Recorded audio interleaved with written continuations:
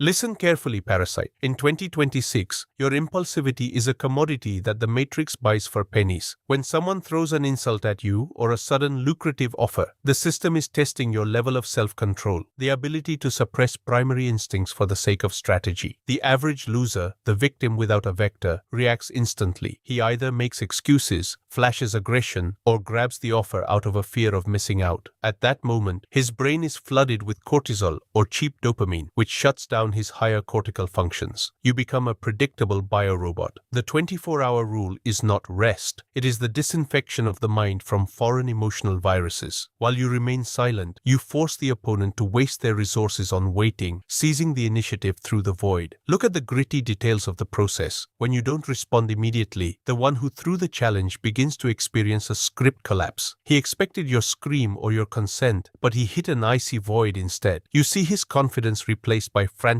fussing. He starts checking messengers, sweating and doubting his own power. This is the information vacuum used as a weapon. Your silence is a physical log of his defeat. While he winds himself up, you conduct a cold audit. Why did he say that? Which part of your resource dome is he trying to seize? By the end of the day, his venom has evaporated and his offer begins to reek of a setup. You view the situation not from the epicenter of the blast, but from the perspective of the architect who sees all the hidden strings of manipulation. Your endurance is a physiological signal of your dominance.